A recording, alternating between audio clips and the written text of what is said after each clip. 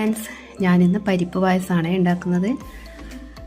കടലപ്പരിപ്പ് കൊണ്ടാണ് പായസം ഉണ്ടാക്കുന്നത്, കറി വെക്കുന്ന പരിപ്പല്ല. അപ്പോൾ പരിപ്പ് 2 മണിക്കൂർ കുതിരാൻ വെച്ചിട്ടുണ്ട്. അതുപോലെ പച്ചരി 1 മണിക്കൂർ കുതിരാൻ വെച്ചാൽ മതി. അപ്പോൾ ഏകദേശം സമയമായി.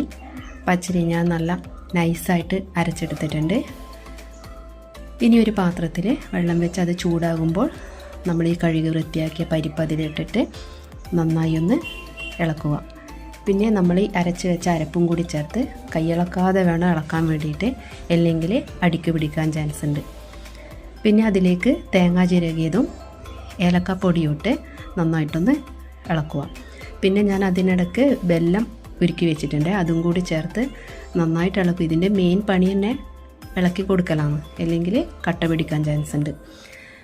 അപ്പോൾ പായസം ഏകദേശം റെഡിയായി. ഇനി കുറച്ച് നെയ്യും കൂടി ചേർത്ത് കഴിഞ്ഞാൽ പായസം റെഡി. അപ്പോൾ അടിപൊളി പായസമാണ്, എല്ലാവരും ഒന്ന് ട്രൈ ചെയ്ത് നോക്കിക്കോ, പെട്ടെന്ന് തയ്യാറാക്കാൻ പറ്റും. അപ്പോൾ എൻ്റെ പായസം റെഡിയായി. ചൂടോടുകൂടി കഴിക്കാൻ വേണ്ടി അടിപൊളി ടേസ്റ്റാണ്, നല്ല സൂപ്പർ പായസമാണ്.